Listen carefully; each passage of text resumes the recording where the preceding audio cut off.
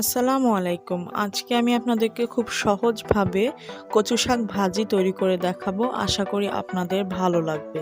তো এখানে কচুর নির্দিষ্ট কোনো পরিমাণ নেই। আপনারা যে যার প্রয়োজন অনুযায়ী পরিমাণ বাড়িয়ে কমিয়ে নিতে পারেন। তো আমি প্রথমে কচু শাকগুলোকে ভালোভাবে ক্লিন করে নিয়েছি। এবার আমি কচু শাকগুলোকে ভালোভাবে সিদ্ধ করে নিয়েছি এবং পানিগুলো শুকিয়ে নিয়েছি। আমি কিন্তু পানিগুলো ফেলে দেইনি। এবার আমি প্রথমে চুলায় একটি ফ্রাইং প্যানে তেল দিয়ে নিয়েছি পরিমাণ মতন। এবার এখানে প্রায় ছোট রসুনের কোয়া দিয়ে দিলাম 4-5টি কুচি করে। এবার পেঁয়াজ কুচি দিয়ে দিচ্ছি 1/4 কাপ, দিয়ে এটাকে ভালোভাবে মিক্সড করে নিতে হবে এবং অপেক্ষা করতে হবে ট্রান্সপারেন্ট হয়ে আসা পর্যন্ত। এ পর্যায়ে বলে রাখি, আমি কিন্তু এখানে এটা আমাদের বাসাতে হয়েছিল কচু শাকগুলো, আমি এগুলো কিনে আনিনি বাজার থেকে। তো সে কারণে কিন্তু খেতে কিন্তু অনেক স্বাদ হয়েছে। তো আমার এ পর্যায়ে ভালোভাবে ট্রান্সপারেন্ট হয়ে এসেছে।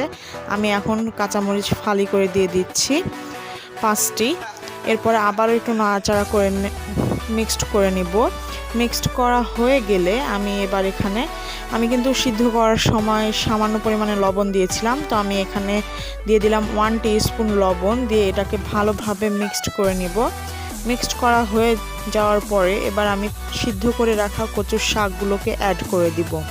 যেহেতু আমি আগে কচুর শাকগুলোকে সিদ্ধ করে নিয়েছি, সেক্ষেত্রে কিন্তু এখানে আর ঢাকা দিয়ে রান্না করার কোনো কারণ নেই। এখন আমি কচুর শাকগুলো দিয়ে দিয়েছি।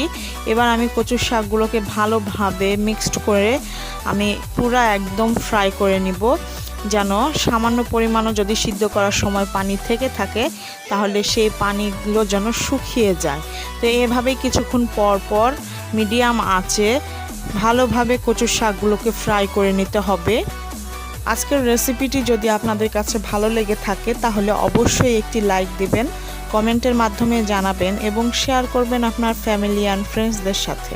আমি চেষ্টা করেছি কিভাবে অতি সহজেই সুস্বাদু কচুর শাক ভাজি তৈরি করা যায় সেটা আপনাদেরকে তৈরি করে দেখানোর জন্য। তো আমি আশা করব অবশ্যই আপনারা এই রেসিপিটি বাসায় ট্রাই করবেন। তো আমি কিছুক্ষণ পরে কিন্তু আবারও ভালোভাবে নাড়াচাড়া করে নিচ্ছি। আমি আরও 4-5 মিনিট এটাকে নাড়াচাড়া করে নিয়ে আপনাদেরকে সরাসরি সার্ভ করে দেখাবো যে কেমন হয়েছে। তো দেখতেই পাচ্ছেন আমি কিন্তু সরাসরি সার্ভ করে নিয়েছি। দেখতে যতটা সুন্দর হয়েছে, খেতেও মাশাআল্লাহ অনেক টেস্টি হয়েছে। আর কচু শাকের তো অনেক গুণাগুণ আছে যেটা আমরা প্রায় সবাই জানি। তো যাই হোক, আজকে আর না, দেখা হবে অন্য কোনো দিন অন্য কোনো রেসিপি নিয়ে। সেই পর্যন্ত সবাই ভালো থাকবেন, সুস্থ থাকবেন, সাবধানে থাকবেন, আমাদের জন্য দোয়া করবেন। আল্লাহ হাফেজ।